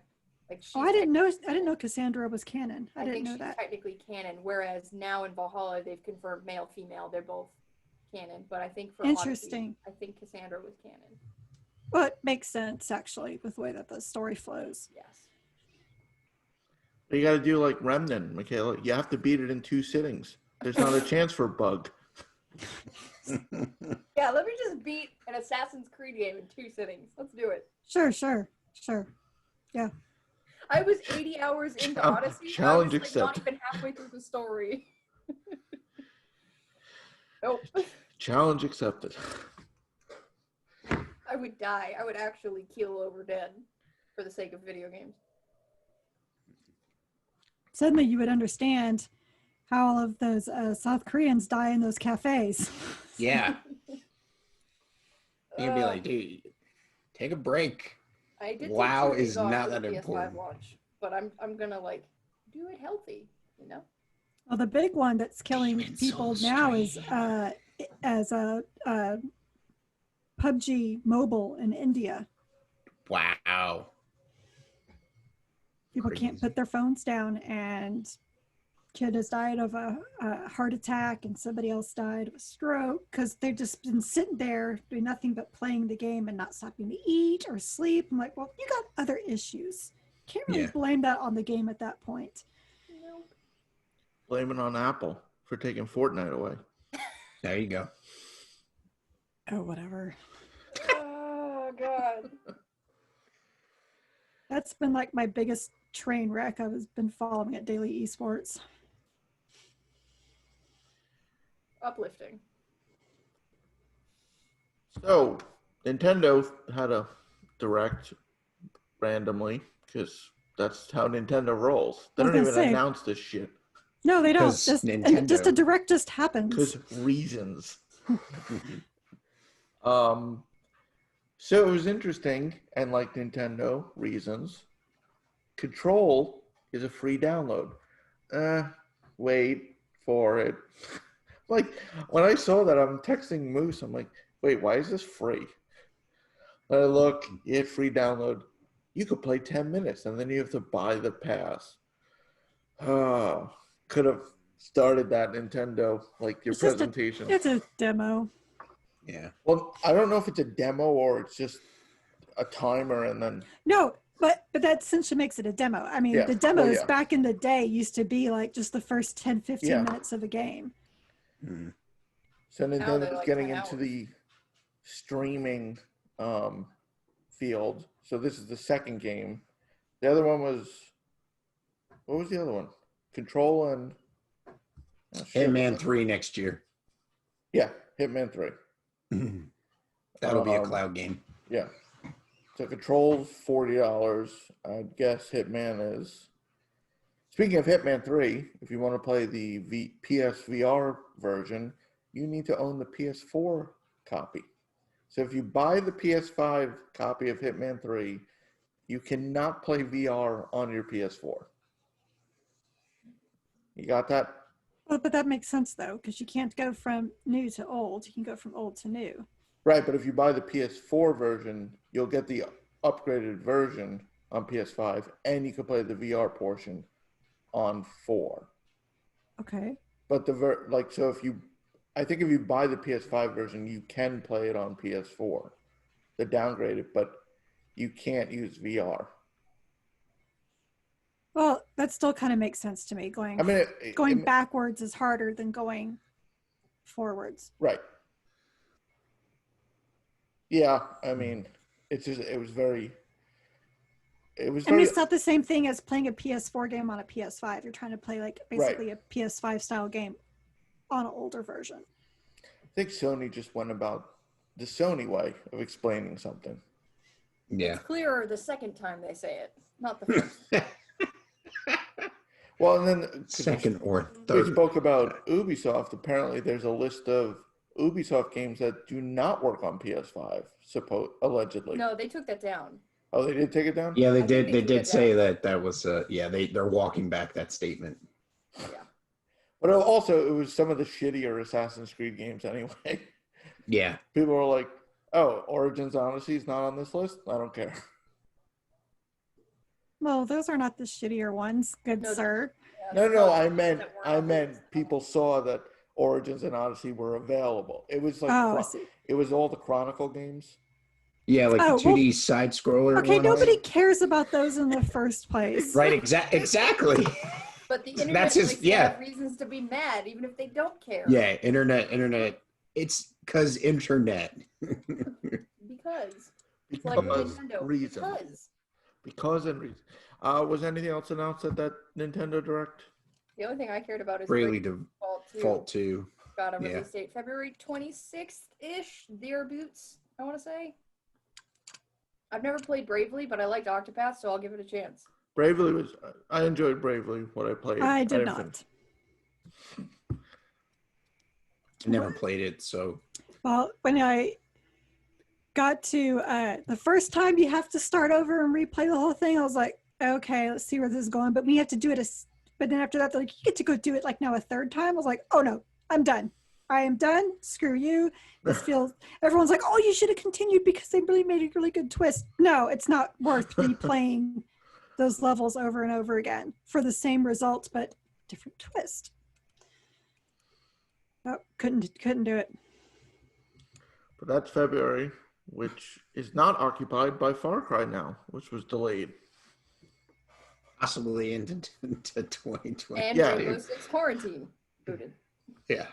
Yeah, Far Cry was delayed into the fiscal 2021 year. Well, So- I mean, Cyberpunk will probably follow. Yes, since our last episode, Cyberpunk was delayed 21 Yeah. days, which might as well have been 2,100 years because the internet reasons. Death They should have threats. just done one big push. Like they should have given them some extra time there and like put it into the beginning of next year and just called it done. I mean, I can't believe, and yet I can, that they were getting death threats over 21 days. So, Every my time. God, people. Every time. The one running joke was, wait, the game went gold. You got to go platinum now. Well, I don't think most people knew what going gold meant anyway, but I think No, I can tell they didn't by the number of articles I got to edit that were about what gone gold means. I'm like, are you kidding me at this point in time? But okay, whatever. You just couldn't put this as a side note in another article about something going on. We had to write a whole thing of what that means. How they got 300 words out of that is a mystery. Can be printed on a disc. Well, it's Yeah, like- yeah, pretty much. A couple months back, I saw one of the bigger PlayStation websites. I won't name names, but they have one of the face buttons in their title. Had an article, a full-length article, how to take a screenshot on the PlayStation 4 at this point in the life cycle. How to take a screenshot. And it was treated as like someone who's never, like the PlayStation 4 was brand new. I'm like, we're waiting on the PS5. They were doing some SEO searches and were like, man, people really looked for this like way back then. We need to get on that now. I mean, at first I thought it was like, oh, maybe this is like a repost. Like people are picking up cheap PS4s because the PS5. No, it was dated like in 2020. Yeah. Sometimes you run out of ideas. It's true. There was no other big news this week. Was there? Did I miss anything? Nintendo Direct. Delays. PlayStation app update. Yes, the Nice. PlayStation app updated and it's exponentially better. Yeah. Mm. Mhm. Yeah. And it even has more features when the PS5 launches. Apparently, you'll be able to control your storage. You can delete games, save data. That'll be That'll nice. be nice. But you Yeah. can't buy a theme? See, you're just getting so greedy. It's just entitled gamers. No themes I and want to no be able to put avatars. Tifa on my background at all times. Thank you. I mean, it's like people that get upset every time, like, Nintendo does the friend codes. Do you expect them to do anything else at this point? I mean, it works for It's them. what it was 2017 when they launched the Switch, and it's like, like online's been out console wise really since 2006. When was that when the 360 came out? Sure, 2006. I think so. Yeah. Yes, because Around there, because it was like 7 years. It was like 6 to 2007. 7 years. Something like Well, that. I mean, if we're going to go that route, we can get into about, you technically really can't change your PSN name. You can, but you might lose stuff. Okay, so you technically really can't. Well, you can if you don't care. I Which care. is some people. Well, I mean, I'm not saying you do. I just know some people that have changed their names and they're just like, whatever. But it's just like Nintendo's just getting into online service, and you're like wondering like why they do a friends code. Like, really? Here's your friends list. You can't do anything with it except look at what your friends are playing. Yeah.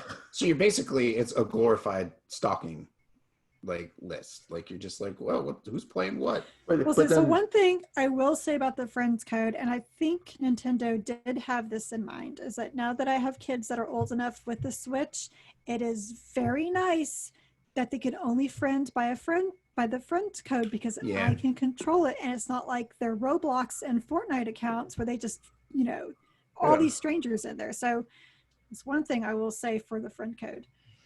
I only wish you can edit your list name-wise. Like, because some people 3 years later, I don't know what your gamer tag is. I don't remember. Like, I want to know. Like, I just want to put a note or something. Like, it's like I'm looking through and I'm like, who is this? I don't even know who this is anymore. Who are you? So, yeah. It can be frustrating. I mean, they definitely have ways to improve. Like, I mean, pretty much making their store more stable will probably be a huge improvement, But I don't know. Well, They're baby just steps for added- Nintendo when they're online. We finally got the wish list on the web browser version. So it only took 3 years. So Yeah, be patient. We'll get another feature I know. in 2023. Yeah, like themes for the background of your Switch. Why do we not have themes? Why are you not like? I mean, I'm sure people would pay for that. Like I'd love to have a Zelda themed theme on my Switch. I'd pay money for that. Well, I you mean, know? so, getting to, things just catching up. So, like, I have an iPhone. I've had one for a while, but I used to have Android. And with this latest update with the iPhone, you can now search for emojis. Anyone's had cool. Android, you could do that for years. Because if Google knows how to do anything, it's how to make a search for something. But guess what the news would be? Apple invented the search for emojis because Apple power users don't know that Android exists. Right. In their reality. Well, that's like when they were waterproof, when like Apple decided to go waterproof. It's like Android's been doing that for how long now? But yeah, Apple's pretty much the Nintendo of cell phones. I can't disagree with that. Yeah. Well, but my kids have to have iPads for school, and with an iPhone, at least I can do iMessages with them. I was gonna say it's probably easier for you to communicate with them with that, especially because it's free for them if they don't have a number or an account. Exactly, right? exactly. As long as iMessages, yeah. Yeah, because that's how my brother does it with my nieces. Like they have, and well, now they both have phones. So because I was not able to text them when I moved to Android because they were on their iPods, and now that they have actual phones, it's like, oh, hey, I can send you texts. But well, I mean, just some genius things that Apple has done. So my husband is in the military, and they've used Apple for the last, I want to say about 3 or 4 years for their iPhones for the military. Well, their contract was up, and they were going to talk about renewing it, and Apple said, oh, but here's the thing. So you have to give us your JavaScript encryption, and then we will secure your phones for you, but you have to give us your encryption codes. The military is like, no. No. Like, just the fact that we've already caught you selling stuff to China, we're not giving you our encryption codes. Like, you have to unlock the phones for us to use them for encryption. They're like, no, we're not going to do that. So they're like, we're going to shop elsewhere. And Samsung came knocking at the doors going, whatever you want to do to the phones, you can do. Right. Yeah. So you're talking about how many millions of dollars Apple lost just for being their usual, like, we know what's best. Right. Yeah. That's all right. People like living in their walled-in gardens, which is all right. Although he says he misses, like, the iMessages with the kids. And he's like, but I have widgets back. It's like, I've missed my widgets. I'm like, yeah, I bet you do. Widgets are fun. When your kids grow up, you can switch into Androids too. And then everybody be back with the happy Android family. I don't know. It depends. Who's going to own us all first? Is it Apple, Google, Disney, or Amazon? It'll be Disney and Amazon for sure. They're going to own us. They already do. Yeah. I mean, that's a good point. That's a good point. I mean, Disney already does. Yeah. They own the media. They tell you. They do own the media. Back to Jay, I know you were getting ready to wrap. There was some tidbits last week of news for FromSoft fans, and Moose, I don't know how much of this you saw.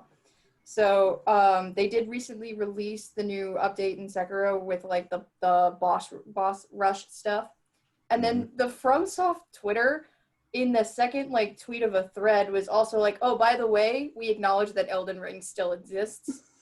We hope you're excited about our new, as you know, we hope you're excited to look forward to our game. Yeah. In other news, Sony announced today that video games exist. Yeah. That's pretty much what it is. Like, it's just that's what they did. They're like, we didn't talk about this all year, but by the way, it still exists. It's there.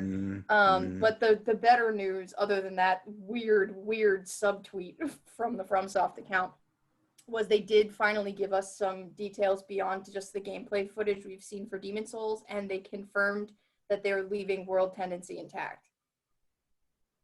So, although they've said that it's now going to be easier to see what's, your state is in for each world, and you can like switch characters, or you can do mirror modes and like flip the levels and stuff like that when you're in the Nexus. They gave a bunch of details like that. They showed further like gameplay as well for certain bosses, and stuff like that. They also gave a lot of like really cool details about how they're changing some of the weapon animations, but not the time it takes for the weapon animations, so that they can differentiate more between different weapons that are the same class that traditionally had the same moveset, but it'll take the same amount of time to complete the new like actions, so it won't throw off players if they're really used to stuff. They confirmed that there's like a photo mode, and you can play the whole game with a filter on it that makes it look like the grimy green of the PS3 version if you're really butthurt about the fact that the game's pretty now. Nice. Trying to think, there was some other There stuff. probably is one person out there who really is. There are some. Yeah. They're like, Game must there's look like ugly. no film and grime on it. And I'm like, oh no, you can see what you're doing. Like, Yeah. Yeah. You can play with basically with like a grain over it if you want. And you can change, like you can even, so what they did, this is what it was. You can change the camera to the version that they've put in now, or you can revert it back to the old janky camera that would get stuck on stuff. They put that in there for the people who are, again, those butthurt, like, no, you can't fix it. And they're actually also, they're fixing some, but intentionally leaving other bugs in there that are like meme worthy from the original game.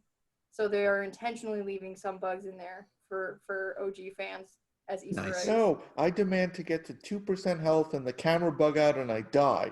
I want this. Give Only me what I FromSoft fans. want. Only FromSoft fans are like, Yeah. no, I want it to hurt. Yeah. And they're like, okay, sure. Make it hurt. You could go do you over here. Oh, We'll and put the it in other- the options. The other useless news was Insomniac confirmed that Ratchet and Clank is PS5 exclusive. I don't know why we needed that to be confirmed, but it was. Well, I think the reason that they did that was like, I think any gamer who knows anything about games knows that those load times are not going to be you can't do that on the PS4. So we know it's not coming to PS4, but anybody out there looking at the game is like, oh, but Spider-Man came out on PS4. Yeah, I know. And Horizon's coming to PS4. So they're Right. also I know what you're saying, Jason, but it's just like, it's those average gamers. Well, maybe not average gamers, Like, why but the can't you moms of have the it? world and the dads of the world who don't play games, and they're just like, I'm trying to buy something for my kid, you know, and so they're just like, just so you know, you don't get upset, it will not be on PS4. So. Before they buy a Series 1X instead of a Oh my Series God. S.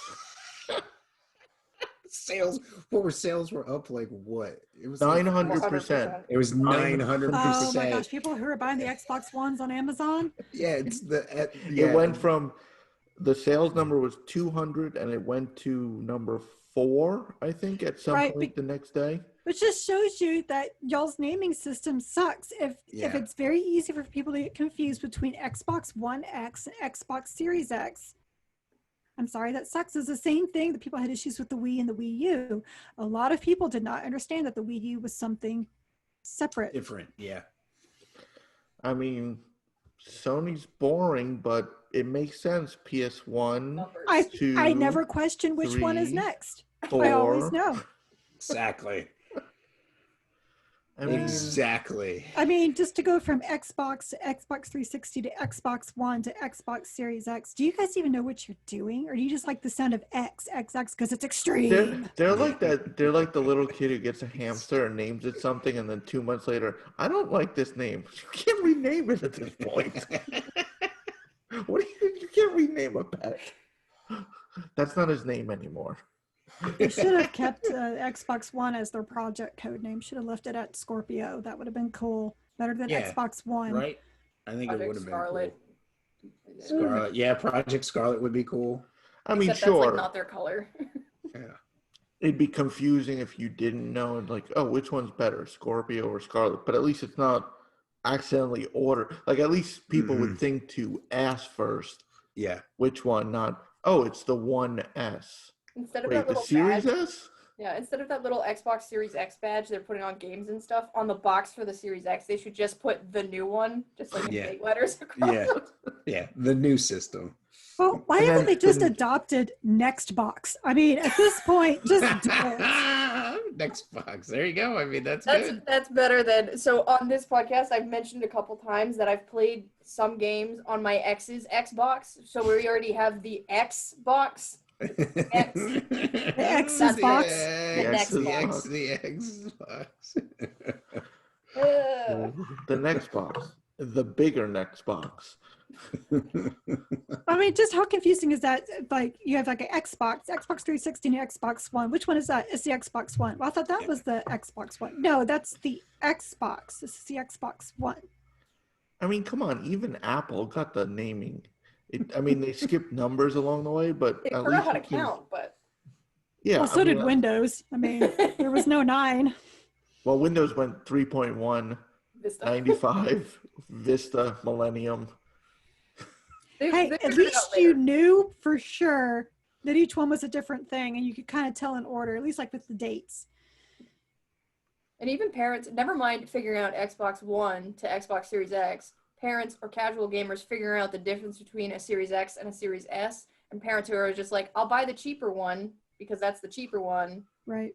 And that's probably fine for most kids, but some kids are going to be like 18-year-old and be like, Mom, Yeah. no, you got the wrong one. Well, not even, but what about the people who buy the discless and buy them 10 games? And it's like, oh, I can't Although put these. this holiday season, that shouldn't be a huge problem because they put a big choke on the discless version. Yeah. They produced more of the disc version. I didn't. Yeah. So when I ordered mine, I didn't even have an option to choose. Yeah. The disc-less, I'm sorry, ever since we did our Yep. podcast and called it Yep. the dickless one, I can't. Right. They also make more money probably off of the full dick one because they get cost. Oh. Why don't we just go with digital and Digital and disc. Digital and disc. Now I can't unhear it though. Ever since we did that episode, it haunts me in my sleep. But yeah, they probably take not a huge difference. They probably take slightly more of a loss on the digital edition one because they are selling it for $100 less, and I don't think an optical drive costs a full $100. So they probably upped manufacturing based on demand. I think a lot of people are looking at. I've got all these physical games that I want to play on my next gen console. And then they also probably make a slightly better profit. well, nobody holds a candle to PC though. They have all those numbers after their cards for non-PC gamers. It's like, wait, what card do I need to buy? Wait, this one's better? Yeah. It's just so easy. Go to the store. What's better, the PlayStation 4 or the 5? I would guess the 5. Okay. Sold. And if you buy the 4 and And that's one reason why I've never really gotten into PC gaming. I mean, I know now you can use controllers, but I always said my reasoning was because I was never one with the WASD. Well, I know now you can use controllers and all that, but I don't want to stress over whether my computer can run something. Right. That's what's great about consoles is you just Exactly. buy a console and you buy a game. You don't have to sit there and go, oh, is it going to run Cyberpunk 2077? No, if you pick up a PlayStation 5 version of the game, it'll run it. Pick up a PS4 version of the game, it'll run it. Like although it's definitely like the spectrum has gotten more narrow now, you know what I mean? With like, not having to worry about that. It's become more accessible, I should say, to be a PC gamer. So it's just, it's like, if I build a PC, I'm going to be playing World of Warcraft and some indies, and that's I edit the technical reviews from these guys, and they're gaming going will through be with the off your specs and the different settings that they did. I'm like, I am glazing over. I'm just assuming this is all accurate because whatever. Mm-hmm. Yeah. And then if something goes wrong, you also need to be your own IT department and fix it. No thanks. Now, what setting did I possibly do that broke this one little thing? To start, press any key. Where's the any key? Are my drivers updated? Yeah, I just want to. Oh, you know what? You know what it was? It was Microsoft updating. That's what it was. Like it just screwed your every other week. Like when It just Microsoft updated updates. the new version of DirectX, and guess what? It's not compatible with your game. Your whole rig is useless now. And it's more expensive. Console gaming, like, sure, it's not quite as powerful, but it works. That's all that matters. It works. Still looks pretty. Most people, like a lot of people getting next gen consoles, a lot of people probably don't even own 4K TVs. It doesn't matter. They're going to play the games. I do not have a 4K TV, and I would have had a PS5. I don't either. Yeah, I mean, so I mean, it's not a I Although- do need to get a 4K TV, but Although if our current TV breaks on the move You smash to it the when new you're moving. on the move to the new house, I mean, Oh, darn. Look at what the movers did. Jason's gonna be taking the mover into like the corner living room. Listen, if you drop that TV right there, I'll spot you $50. sir, we can move the TV for you. No, it's okay.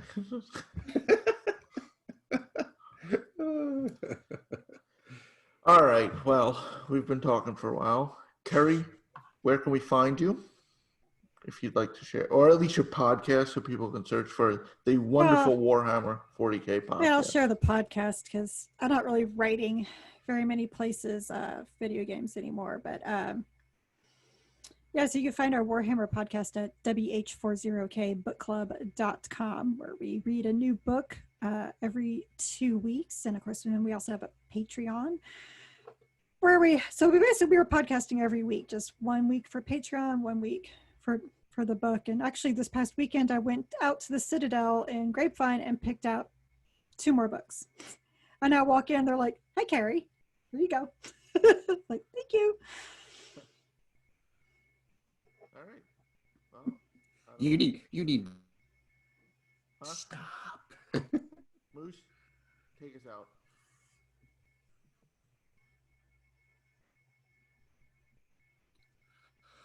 Bye. Story Route Zero, we have some cool friends who do some cool things, and I'd like to tell you about them. Phoenix Overdrive uses the power of games and gamers to help heal sick kids through the charity Extra Life. Phoenix Overdrive fundraises for Children's Miracle Network hospitals all year, every year, and the fun culminates in a 24-hour gaming marathon. Find out more about their events and projects online via Facebook at facebook.com/Phoenix Overdrive or on Twitter and Instagram at PHX_Overdrive. You can also join the Facebook group of Pawn Stars at facebook.com/groups/PO Nation in order to share and discuss all the latest in nerd culture. They've also got a podcast, Nerd Overdrive, which you can see weekly at youtube.com/Phoenix Overdrive. You can also catch it on Facebook Live or twitch.tv/PHX_Overdrive. That podcast is also published on Apple Podcasts, Google Play, and Stitcher. You want merch? They got merch. Merch can be ordered from tinyurl.com/PHXOD merch, a portion of which goes to their fundraising efforts. Join the nation and be a hero to sick kids, as El Capitan Rey Osorio, Lee the Maestro, and Becky, the lovely queen of the guild, always say, #Rise Above.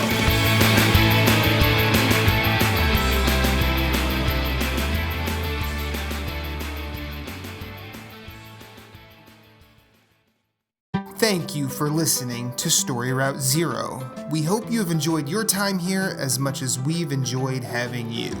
Once again, questions, concerns, complaints, pictures of pets, or favorite recipes can be sent to storyroute0@gmail.com. You can yell at us on Twitter at StoryRoute0. Rate us and review us on iTunes, YouTube, or wherever you may have found us, as it helps with discoverability. If you'd like to hit us up individually, you can find Moose Cool at Sven, that's SVHENN on Twitter, PSN, Instagram, and of course Twitch, streaming games. You can find Jason Marshall writing at obelisk.co. You can also find him on Twitter at GimpyJ with 2 Y's at the end, as well as PSN, Instagram, and Twitch. He also has his own website, whereisthepausebutton.com. You can find Michaela Criscione doing all sorts of writing at obelisk.co, as well as on Twitter at RedXMaud. My name is Matthew Keel. You can find me everywhere I'd like to be at infinite_rewind. That's Twitter, that's Instagram, that's Twitch, that's PSN, and I also have my own website, infiniterewind.com. Be sure to check us out at all the places. You are always welcome, and you will always have a seat waiting for you on this ride. Thank you for listening, but for now, it's back to the real world for us. So we will see you on the next one.